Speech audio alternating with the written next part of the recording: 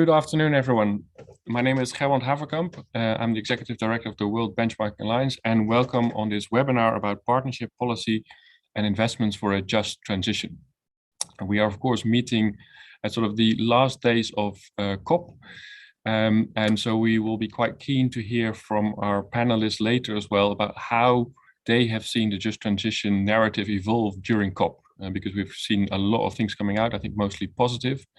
But I think it's a really important thing to take stock of where we are now after more than a week of discussions. The other thing that we did as a World Benchmark Alliance, where we will be reflecting on more specifically today as well, is the launch of our first Just Transition assessment at the beginning of COP.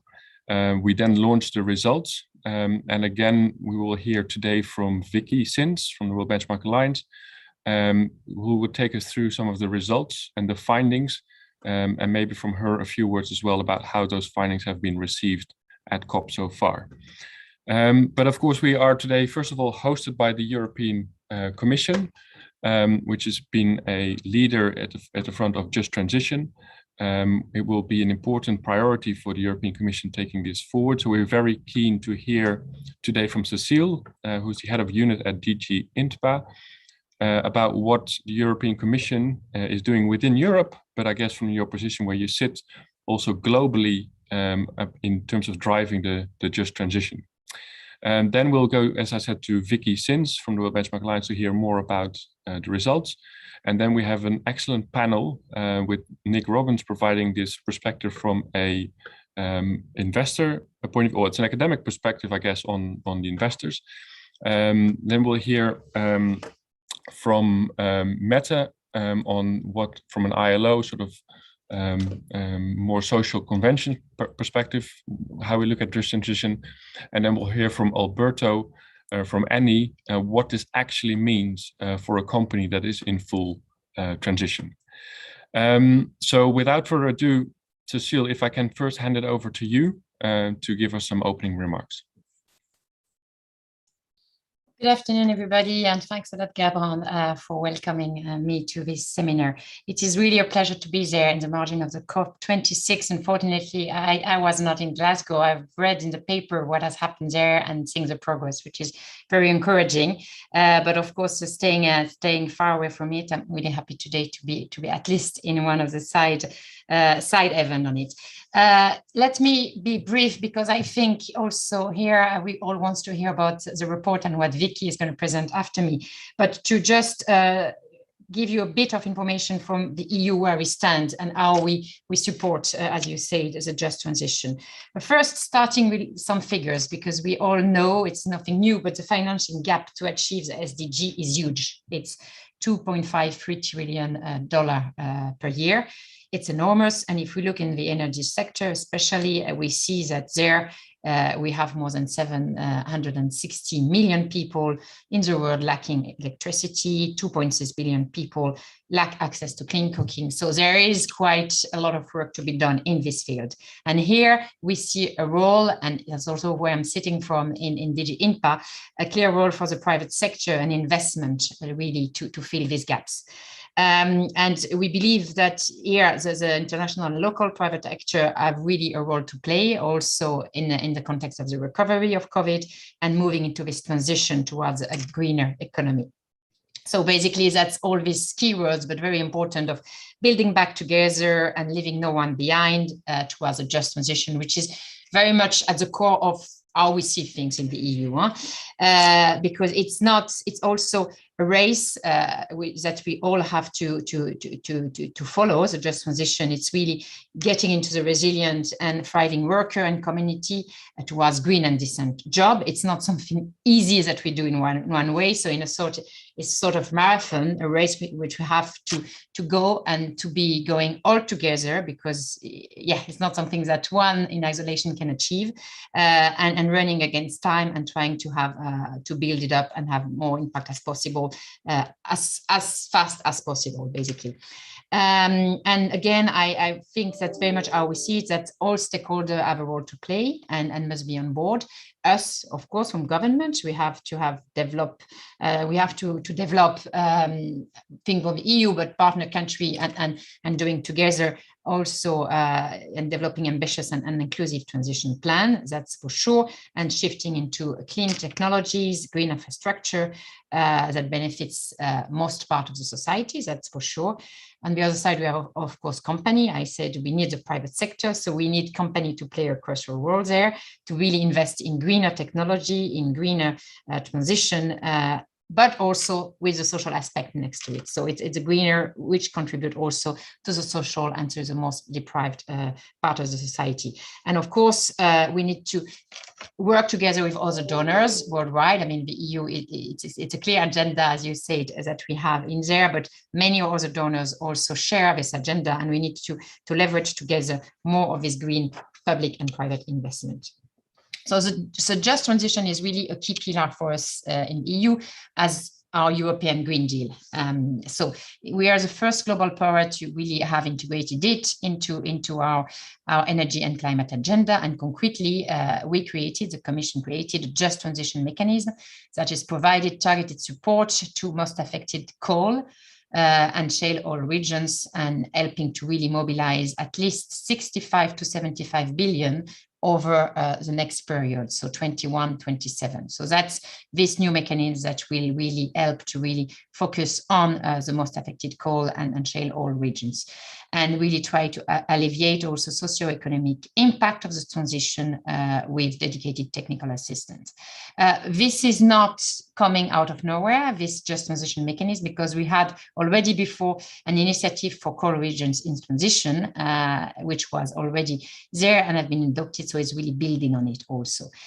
We are also embarking together with some of our member states and member country, notably Germany, which soon support the creation of a global network of coal regions, a global just transition knowledge hub, and also share valuable experience from the EU. This is something very concrete that is coming up, but more generally also under now the new programming period. I mentioned 2021, 2027, that's the 7 next year now that we are spending our funds.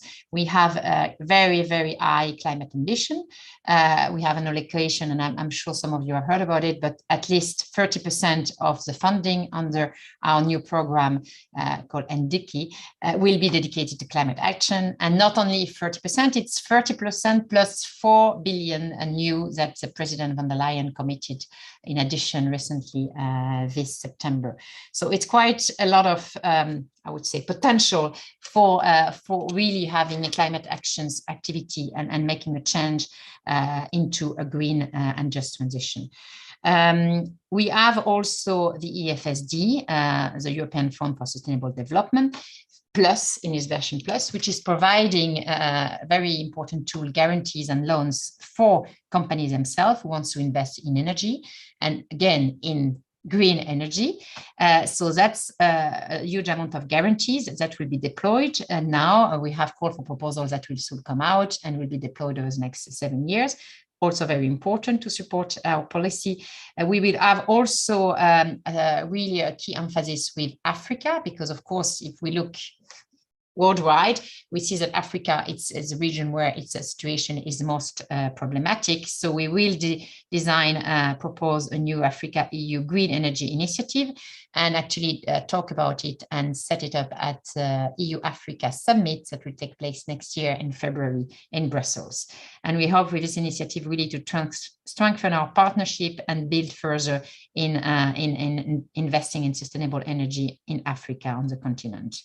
In the context of this summit, we are also working on developing European Africa Business Forum, really to put together the business from Africa, from Europe, so that they can work together and do more cooperation activity and build toward bigger investment in this area. Energy, not only this business forum, of course, it's not only on energy, but a huge part of it will also be dedicated to energy, because it's clearly an area where we want to put a priority on it.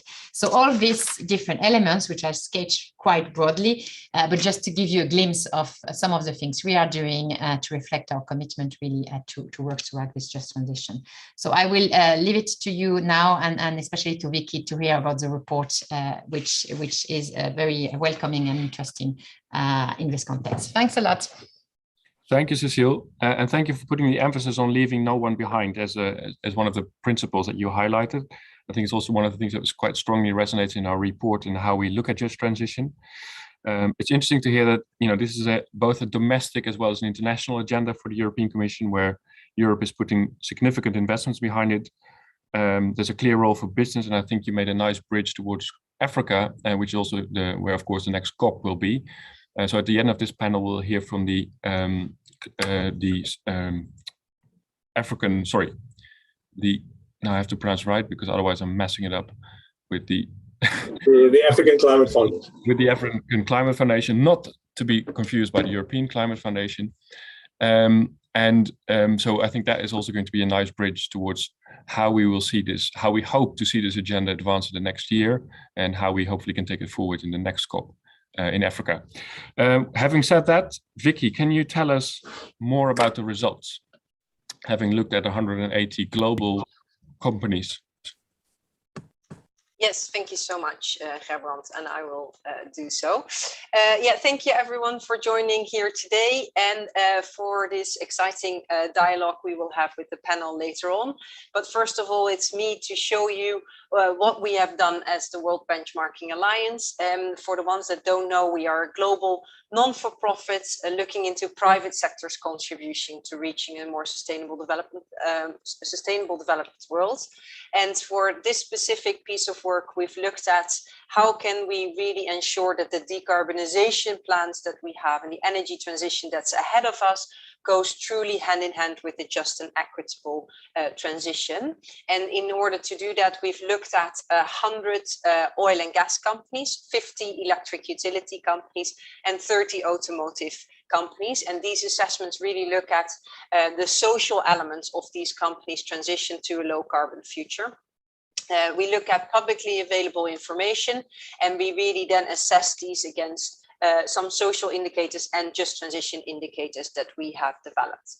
Can I see the next slide, please? I don't have many slides, so don't worry, but I have some statistics, and I always think it's better to put them on a brief slides. But we really look at, we've developed this methodology really in collaboration with others, some respected members here on the call from who you will hear later, really to make sure that this is a methodology and a framework that we've launched and that is a representation of stakeholders that are required in order to set the next steps in the just transition. So these are organizations like the ILO, as well as the Just Transition Center, to really be reflected into this framework. In developing this, we had numerous consultations, and we have published this framework earlier in the summer, and then we've used this to assess the initial set of companies. We can go to the next slides, where I show you the indicators that we have used that we believe are very instrumental in assessing the basic first steps in assessing a just transition. These are around, we look at, are these companies having specific social dialogues and stakeholder engagement with the workers and the communities that are affected by the decarbonization plans that these companies have set themselves out for.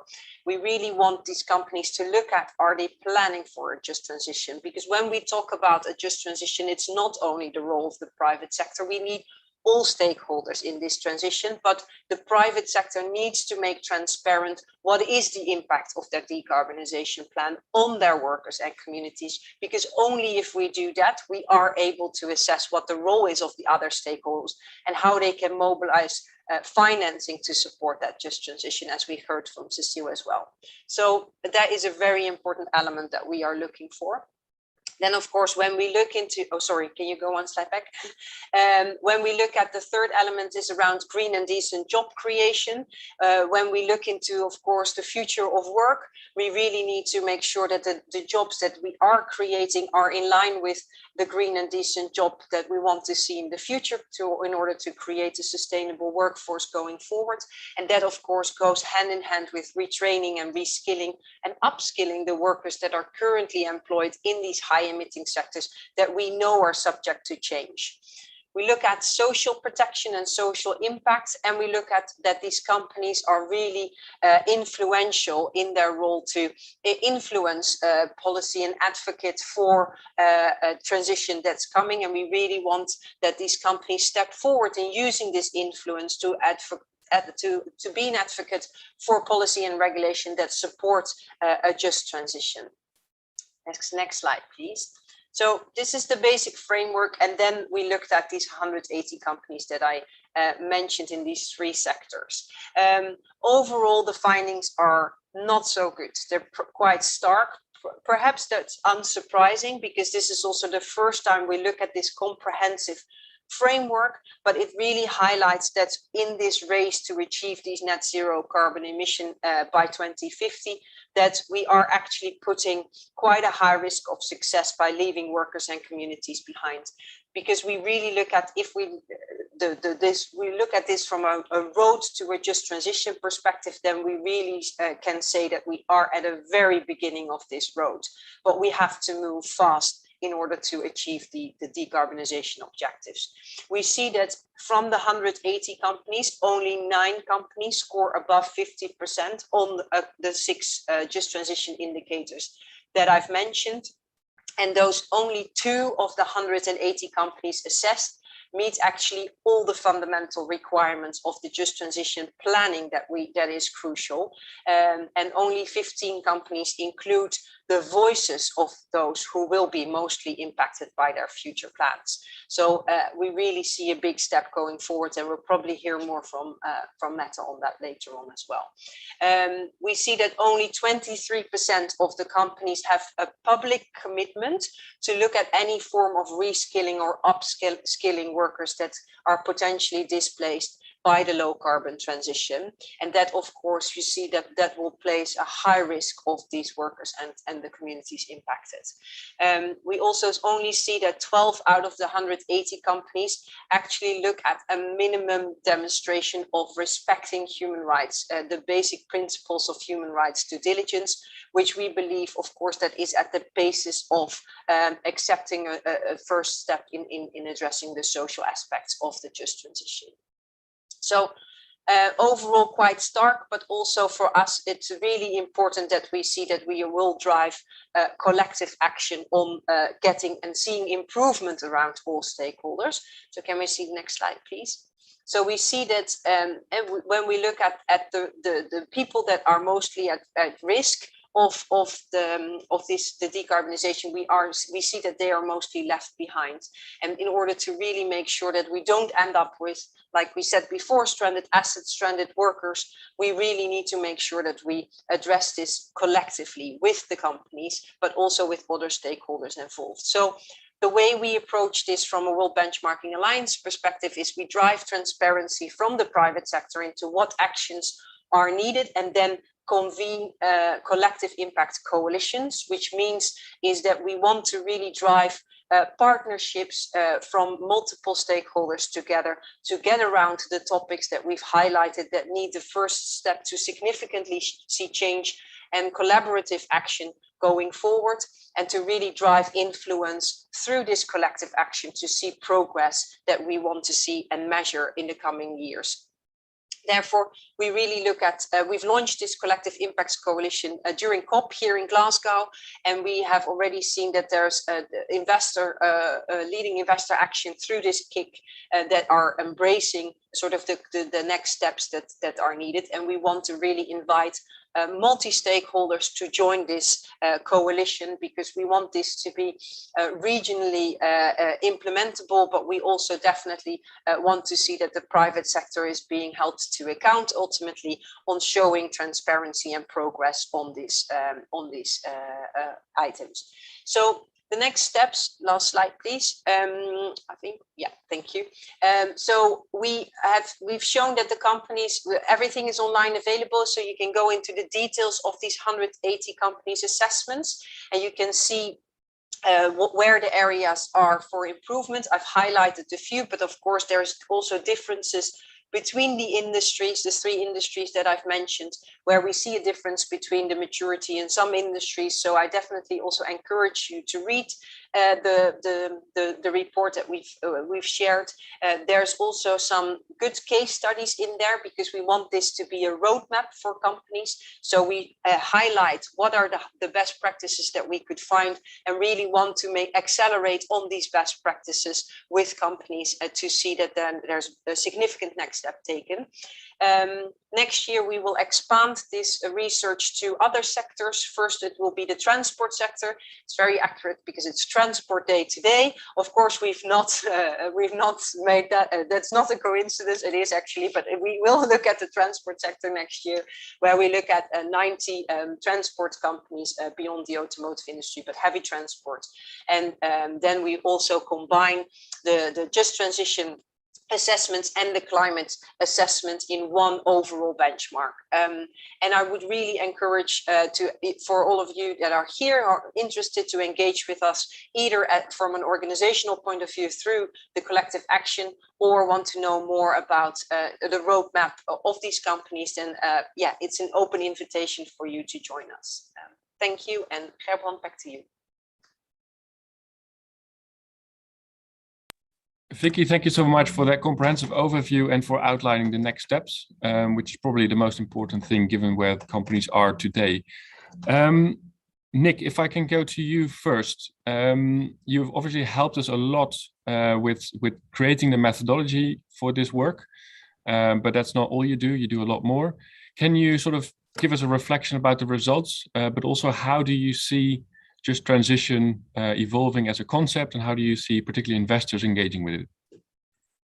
Well, thanks, Gerbrand, and thanks very much, Vicky, for putting the report together. I must say congratulations to the team, because this is the first really quantified sense of how the corporate sector is responding to the imperative of the just transition. So I think it really helps the investor sector, policymakers, and also corporates and trade unions and civil society really understand where we are and where we need to make improvement.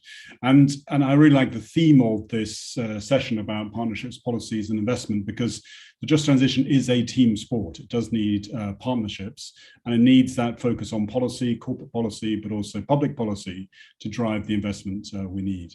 Maybe if I could start just from a COP perspective, because obviously just transition is in the Paris Agreement, but I think this is the COP at Glasgow where the just transition really went to the heart of some of the transformational action and decisions and initiatives that have been delivered here. First, we've had the Glasgow Financial Alliance for Net Zero, all about delivering net zero. But interestingly, just transition is in there as part of the delivery, so something to watch. We've had a statement from 15 governments, largely OECD industrialized country governments, about just transition in the energy context. We've had a big push on phasing out coal, again, just transition as part of that. And I think probably one of the most interesting things is the Just Energy Transition Partnership led by South Africa with 4 international partners, putting on the table $8.5 billion to support South Africa's vision for just energy transition. I'm sure Salim Fakir will tell us more about that. So I think we have a number of steps sort of really moving the just transition into the heart as being the critical enabling factor for net zero. So that's all good. And I think also the last year, we've seen a really interesting convergence and a recognition. I think we have been at the recognition stage in the investor community about the importance of just transition, initiatives such as Climate Action 100+, your own work through the World Benchmarking Alliance. At COP, the Council for Inclusive Capitalism coming forward with its own business-led framework, a CEO-led framework, and really good to have E&I as part of that, and love to hear from Alberto later. So a number of the pieces coming together. We've done our own work in terms of investor standards. And I think that is also important, that there is a convergence around a sort of shared view in terms of key components. And I think your benchmark really sets that out really well. One point, I suppose, is that the sense I'm getting is also that the just transition is both about social standards in the transition away, transition out of coal or high carbon aspects, but it's also about labor standards, human rights, social dialogue in the transition into the green economy. So I think we should be thinking about that in the renewable sectors, the EV sectors, and so on and so forth. So it's not just a sort of moving out, but it's also into the sectors we're moving into. In the investor sector in particular, I think this recognition is moving into action, particularly in terms of shareholder engagement. I think that this sort of questions are starting. We've seen some very active shareholder engagement, particularly with SSE, the Scottish utility, which features in your benchmark as one of the leaders, and also with EDF, Electricité de France, which again, I think ranks fairly highly. So I think, again, it's an interesting dynamic to see how corporate action, as part of their purpose, policy initiatives such as from the EU we heard, but also investor action can really start moving the process forward. And then we have the results. And I think it's good to see that there is some companies, but really only a handful of companies who are taking this in a comprehensive view, and a long way to go in terms of most companies really not really acknowledging the importance of just transition as part of their climate action. So it's very clear we can't have a sort of incremental improvement for this. We need to have a step change, and maybe around sort of 5 points perhaps to how we might sort of move that ahead, particularly using the benchmark in the next year. I think the first piece is really to focus on these net zero plans in the real economy, energy companies, transport companies, and so on. I'd also add in the land, nature, agricultural economy, I think particularly with the biodiversity issue. So how do we make sure that just transition is really part of the corporate transition plans? And likewise, how do we make sure it's part of the transition plans which the financial sector has to deliver in the banking, in insurance and investment sector as part of the GFANZ, this Glasgow Land? So I think that's a very big opportunity to make sure just transition is part of the plans. The second is standards, and I think I've commented already that there's a useful, very positive convergence around sort of what just transition means. One further thing maybe would be to look at disclosure frameworks. I think we do need to get just transition inside the TCFD, the Task Force of Climate-Related Disclosures. And we also need to see, maybe this is something that the benchmark could do, is understanding how global companies are applying just transition globally. I think there are a few examples where, let's say, companies are applying just transition maybe in their home operations, but maybe not in all their subsidiaries. The third piece maybe is a question of participation, just social dialogue in the workforce with workers and trade unions, and also stakeholder dialogue comes across very clearly in the benchmark. And I just wonder whether there is an ability to have some sort of feedback from key stakeholders, not least workers and trade unions, or some form of commentary on the benchmark, not to critique it, but to maybe have another layer of insight in terms of the reality on the ground. So that's a thought in terms of the third piece, participation. The fourth, I think, is the developmental aspect of the just transition. And here I don't just mean developing countries, but all countries. Just transition is not just about meeting standards, it's actually about creating a new economy. And it's about creating a new economy, particularly in specific regions and places, in particular communities, because energy resources are located in particular places, and renewable resources are in particular places, and so on. So I think that theme of actually how we encourage companies to really think about the developmental aspect, obviously meeting standards, human rights standards, but actually creating new economies, I think would be very good. And then that leads to policy. It was good that the benchmark does rate companies on their contribution to policy. At the moment, it's quite weak. But I think, again, in terms of frameworks, whether in the EU or South Africa or other, to actually see a positive contribution from corporates, as well as investors, trade unions, into this policy framework, so that the net zero transition works for all and works for workers and communities across the world. So thank you very much. Thank you, Nick, for being so articulated. And I guess to highlight, so two things that stick with me from your commentary is, of course, this transition has two sides. We're moving away from something, but we're also moving into something. Both come with new risks, but there's also a very appealing perspective about this. We have, through this transformation, an opportunity to create, to some extent, a more just and equal world. And the other notes are clearly, the other points are very clearly noted. And I think a lot of that is also for us as the World Benchmark Alliance to take part of the action. Alberto, if I could move to you, Eni being a company that is, if I do it based on our own oil and gas benchmark, a company that is not yet aligned with Paris, but but in comparison to its peers, definitely one of the leaders in the oil and gas industry. It's also one of the, I should highlight one of the companies that did relatively well on our just transition assessment. So we're really curious to hear from you what all of this, so how does this change of narrative of how we talk about the transition and the just element, what that means for you as a company and how you're taking that forward. May I hand it over to you?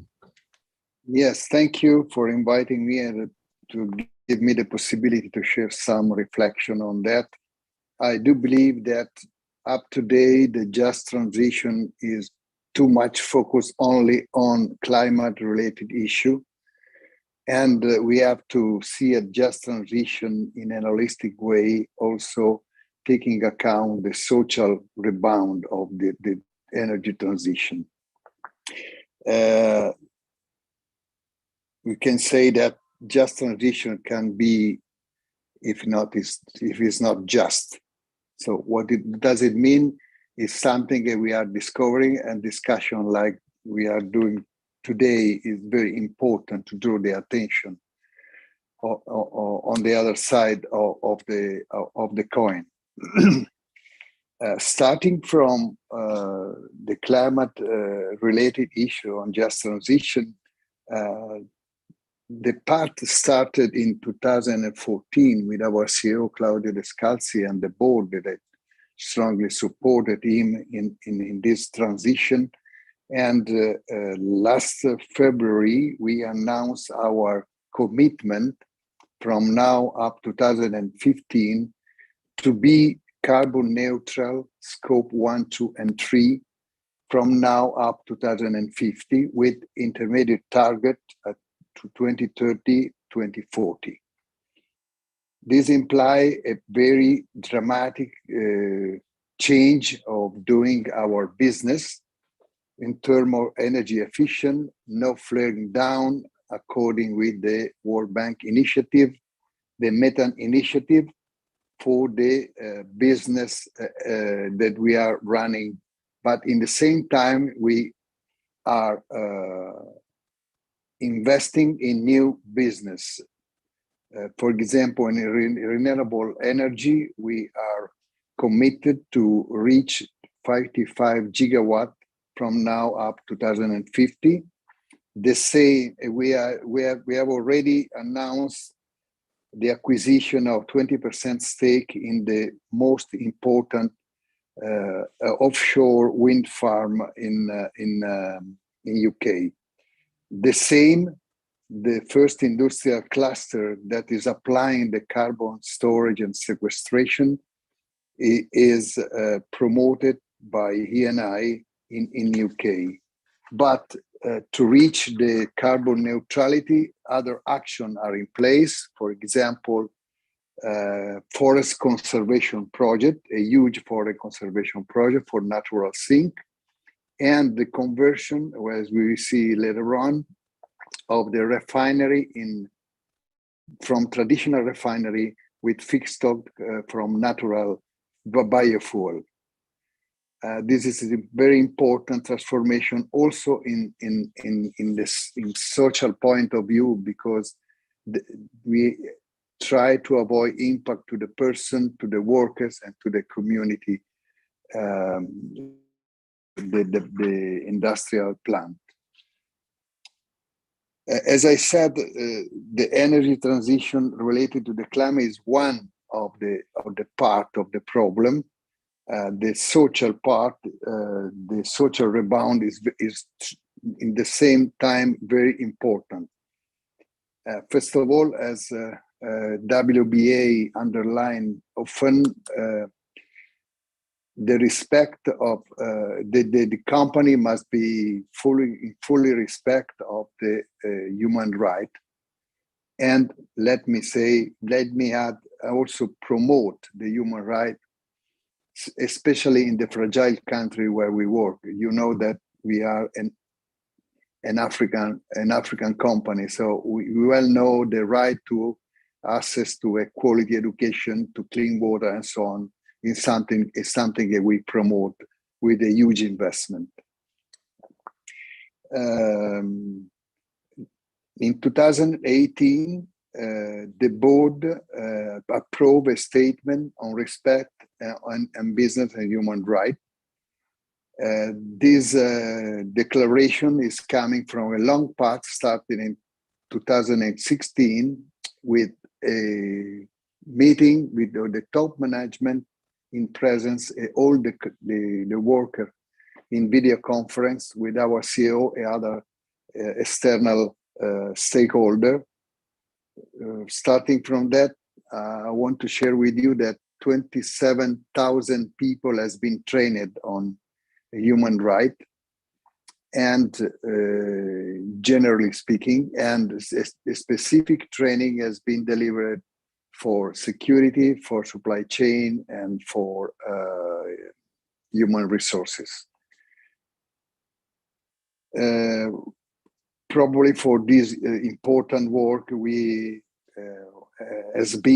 have a good performance in corporate and human rights benchmark, and also in the last assessment that you realized in World Benchmarking Alliance. I try to give you an example. You know that in Europe, refineries are no more profitable because the margin are very negative. Instead of phase out from the business, and in order to avoid the one is left behind, we transform and convert the traditional business, with a traditional feedstock coming from oil in biorefinery. That's implied that we had to rephase all the model of business, reskill the workers, and to avoid impact for the community surrounding the plant. All these things has been realized in a dialogue with the Italian trade unions, and recently we signed an agreement on energy transition with the Italian unions. But you know also that going through the renewables, also the renewables have a lot of problem. The critical minerals, and some countries in which solar panels are built, they do not respect the basic rules for worker, and in some country they do not respect the human right. We are in a situation of slavery in some countries. So taking account that lithium, for example, is going to be larger than actual coal market. This is a problem that we have to take into consideration, as we have to take in consideration also cobalt and rare earth that has been extracted, for example, in Africa by informal mining system with children. They are working without any protection. Could I thank you for providing an example, and I'm sort of really intrigued to ask you a follow-up question in terms of the example that you mentioned with the refineries. What do you say to, because you did a lot of effort in reskilling and negotiating with unions, what do you say to investors and maybe even to colleagues that this whole social thing is a distraction from getting to a quick decarbonization? Because let's face it, that is in the minds of still a lot of people. This is the decision has been taken by the board. So also in front of the market, we explained that in order to avoid unemployment and a strong impact in Italy for this population and this worker, we decide, and also the economics must run, of course, and for sure the conversion of the traditional refinery is going to be succeed. because we are working on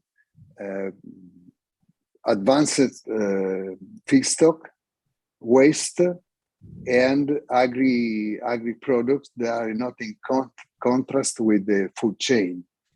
So according to the ILUC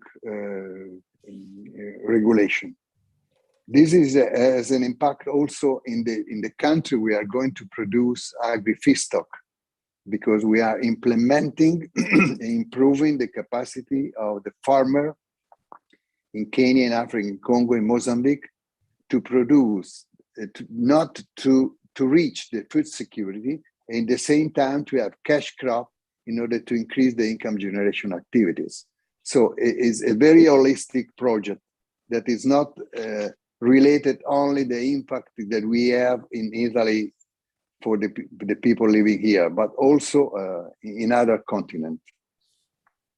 And if may I add something, I have a couple of minutes, I think. No?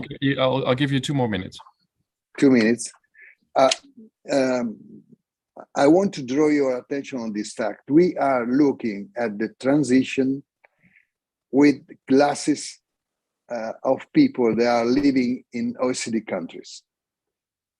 Probably we have to discuss also regarding the people that are not living in OECD countries. That is 85% all over the world.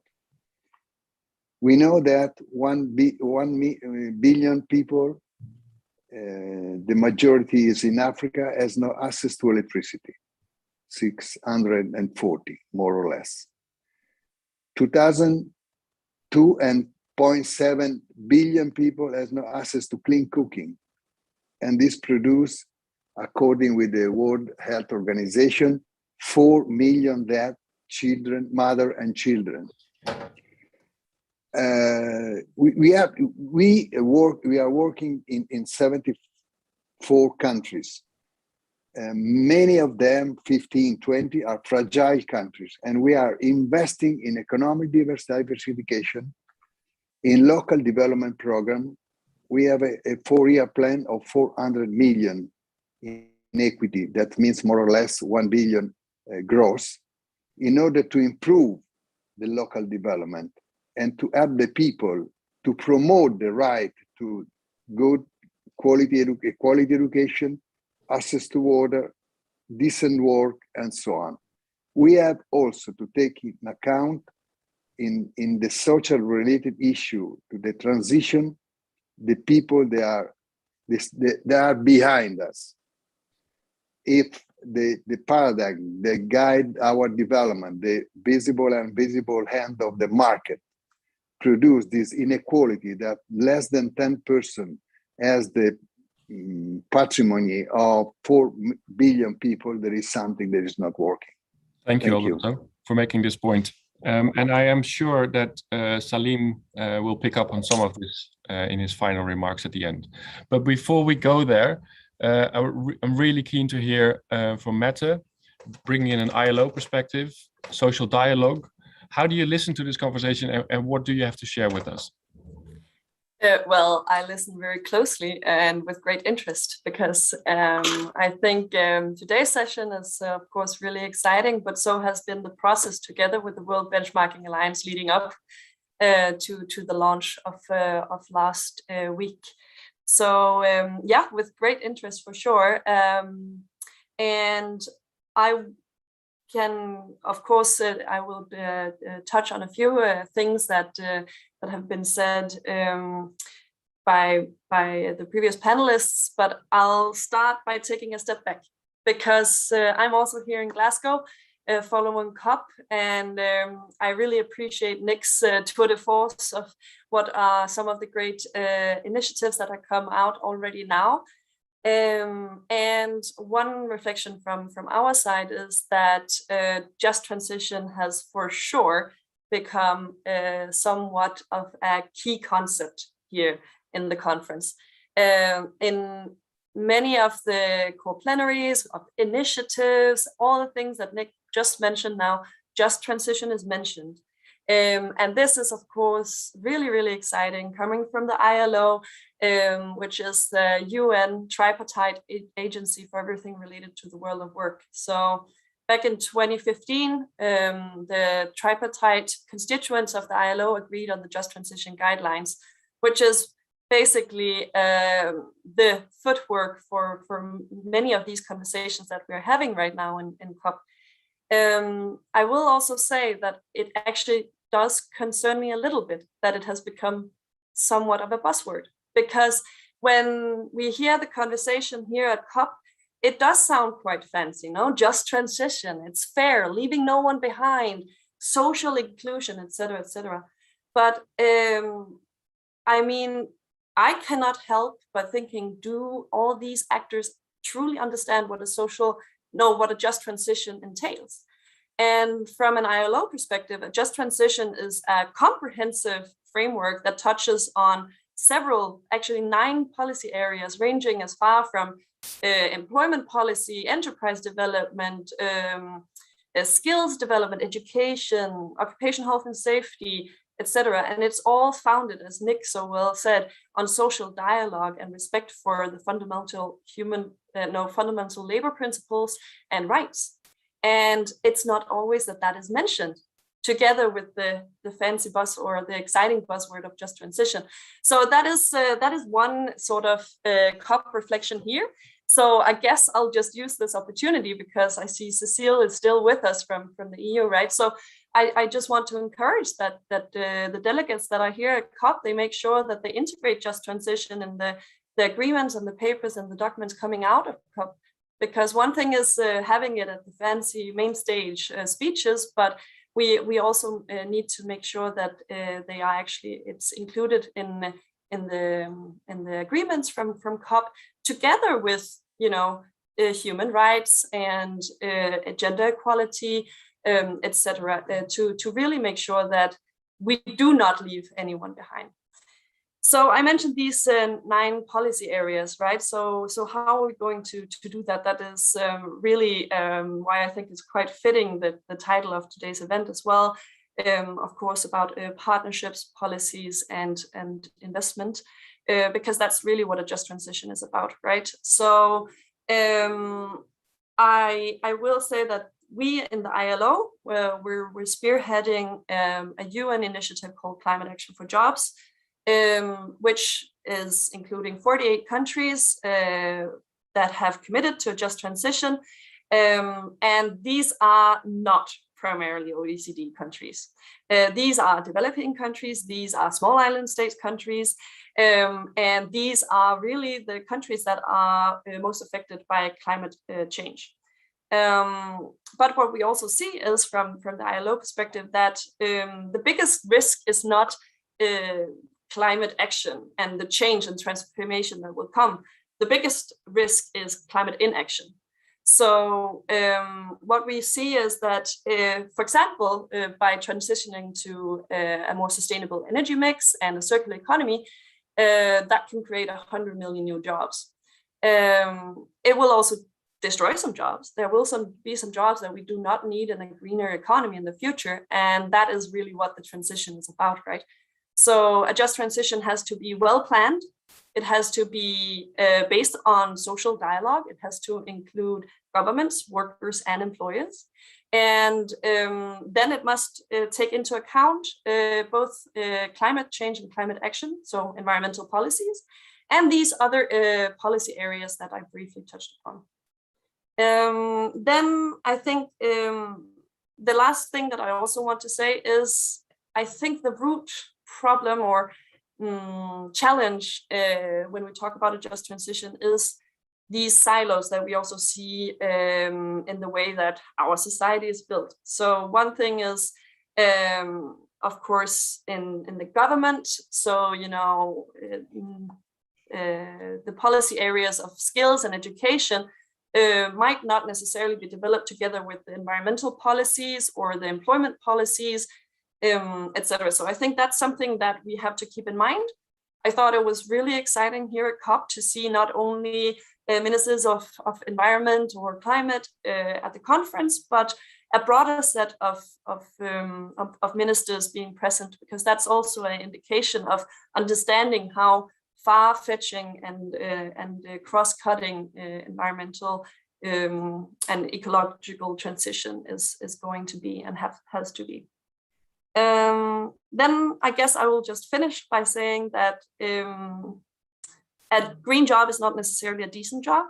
So that's something that we all have to keep in mind, making sure that, you know, we do not recycle today's conditions at work into the new economy that we're moving towards.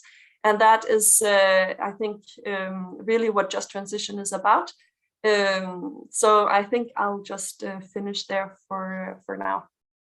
Thank you, Mette, and thank you for taking that step back. I think the speed at which Just Transition takes the stage, I think you've rhetorically answered the question that most people cannot have grasped it at the speed that it reached the stage, what it actually means. And I think that's where our work, that's where your work, the work of Nick and the work of companies will be so important to make sure that we keep this not as a phrase, but as a holistic concept alive, so that Just Transition can really be one of the things that breaks silos and doesn't. Can I say a last thing? Sorry. Yes, Matt, you can. No, because now we're, you know, together with the WBA, we're also really looking at what's the role of companies, right? So I realized I was primarily talking perhaps to what governments could do, for example, with the ILO Just Transition guidelines. So, I mean, that is also what I think is quite exciting, and what we also, I think, in many ways, the results that Vicky showed, right, they kind of indicate that, yes, Just Transition is still a rather new topic. You know, it started in the 1990s with the labor movement in the US, but I mean, as I said, the guidelines were adopted in 2015 at ILO, no? And now we're discussing it at the main stage at COP. So I think the results kind of indicate that it is still very nascent for companies. So I think what we will see, maybe just even as a result of you digging into these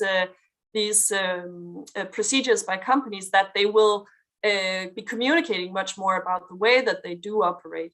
And I think that that's something that we're working on at the ILO as well, because these guidelines, they are tripartite, which means that they do apply to governments, workers, and employers. But that doesn't mean that a policy document as such is very approachable or easily understandable by businesses. So the ILO is also looking into specifically how we can support small and medium-sized enterprises in making sure that they're on board and supporting a just transition as well.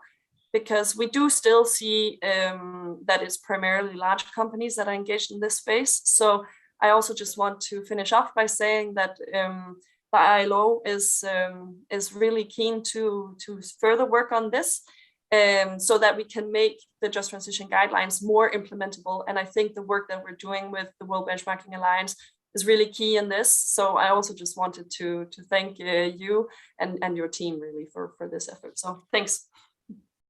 Thank you, Mette, and thank you, Alberto and Nick, for the panel and your remarks. I think they were excellent. I've learned a lot on a personal level, so I hope that that's true for people who are listening in as well.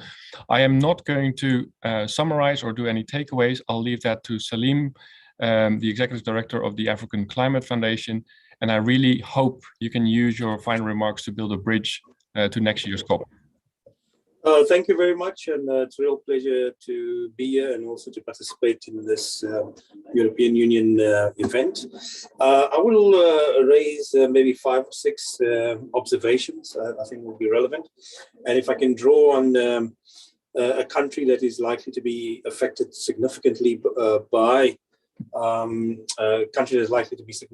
affected by coal decommissioning or coal phase out, the topic is quite relevant. And South Africa has embedded this also in its NDC. It's established a Presidential Commission on Climate Change to take this as a serious economy-wide issue, not just a climate issue. So I think that's quite significant. The Presidential Commission is really a glue that tries to pull this issue together from a number of dimensions. and not just, I want to say again, not just from an environmental point of view. So we are not only dealing here with what used to be under the umbrella of the multilateral environmental agreement, but it's a pivot around a more economy-wide issue. And we actually have to think about the Paris process, preserve the multilateral platform it is, but also engage this in other areas of trade policy, technology, access, finance, etc. So it's vital that we think about this in a broader way. And the reason why I say that is that there's from the European perspective, the advanced economy perspective, even though there's a just transition element in it, and it's a rather late inclusion in the debate, if I may say so, and just support Meta on this. This debate has been around in the 70s already. If you remember Meta, in the US, we started this, the labor union started this debate. It's been taken on in many diverse, sometimes catchphrase way, and sometimes with lack of seriousness. So we have to diversify the sort of bandwidth of the debate away from climate security to include other areas of security. So South Africa, we are not only dealing with a coal phase out, but also with the energy security, and it's true also for other African countries. We have an economic structural issue. Meta would know, given that you have an ILO office in South Africa, that the unemployment rate is like 30%, even more. That's just the official rate. 70% of the unemployment rate is amongst the young people. This is a picture across Africa with vast energy resources, very poor energy access and poverty. That's the real just transition that we have to fix. It's not just about emissions.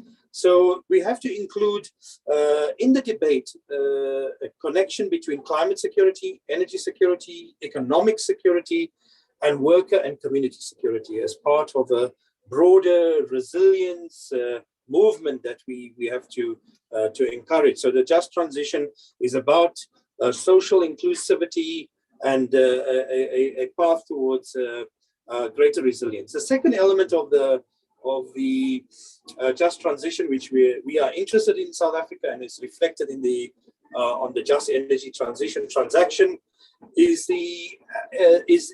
precisely the issue that the European Green Deal is dealing with, which is about modernizing the economies, even of advanced economies. Right? So we're moving away from fossil fuel dependency to completely new kinds of energy system, but that is also transforming the nature of these economies. In South Africa, for example, we built an old, dirty economy called the Minerals Energy Complex on the basis of coal, steel, iron, all these sorts of things. The European Union is looking to move away there from that. But we have critical minerals that are essential for the transformation that will come with the investments from the European Green Deal. What kind of deal will there be for those holders and owners of critical minerals in these economies where we do not want to see the same extractive models of you taking out the resource and leaving nothing behind? You leave behind deeper poverty and other structural economic problems. So if you're going to mine copper, lithium, sort of the new minerals energy complex, we really have to provide a better deal than what we have done for oil and gas and other fossil fuels that have been dug out of the world and have actually helped to build the modern economy as it is. So that we are moving into what I would call a post-coal, post-fossil fuel era, complete modernization of these economies. South Africa is also faced with having to de-risk the economy from carbon intensity, because it's, again, the European Green Deal could have, if it's not managed well, could have a significant impact on these economies and their nature of their transition. You're not only going to kill jobs in the energy sector, you'll kill jobs in many other parts of the economy, especially if you unilaterally pass the carbon border tax adjustment propositions as they are. And that would not be a just transition at all. So this is, Cecile, we have to think about this in a more, a broader climate diplomacy, not just about focusing this and building rhetorical phrases, because what's happening in the EU at the moment are real economy-wide changes that are going to not may benefit Europe and may not benefit people, different constituencies in Europe, but they will certainly have effects on Europe's major trade partners. So we should not end up at the Africa-Europe Summit in February, where it is more penalties for Africa and greater advantage for Europe. So this is something we really have to think about. Linked to that is, of course, technology. We'll be curious to know whether the European Green Deal will offer waivers and concessions for African companies that want to actually build renewables and clean energy platforms in Africa, in which they can increase the beneficiation and industrial capability. So this is something that I think would be of interest to certainly the African constituency. And then finally, I think that we are obviously, like the European Union and other partners across the world, we're interested in new kinds of types of assets in infrastructure. We are looking to build new types of enterprises. For example, the German government is looking to support expansion of green hydrogen on the continent. This is an opportunity to diversify the enterprise and different types of corporations that hopefully will start small, but in the future end up being listed on the stock market, in which African pension funds and institutional investors can invest in the longer term. So finally, I think that any just transition has to be a unified, wide society position. It has to involve business, it has to involve labor, it has to involve direct communities that are from these regions where there will be a coal phase out, and it has to involve the government. And really, I want to emphasize, no just transition can only be the advantage of one group over the other, or one country above the other, or one region above the other. So we really have to work very hard at this.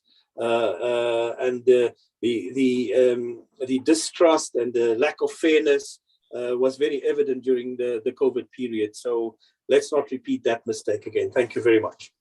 Salim, thank you very much for that very clear articulated reality check from the grounds of South Africa.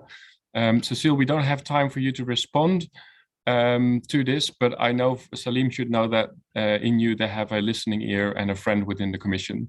I want to thank everyone. I want to thank the European Commission for offering this platform, Cecile for your opening remarks, Salim for your excellent closing remarks, and we look forward seeing all of you again sooner, but if not, at COP in Africa. All right, have a great day. Bye-bye.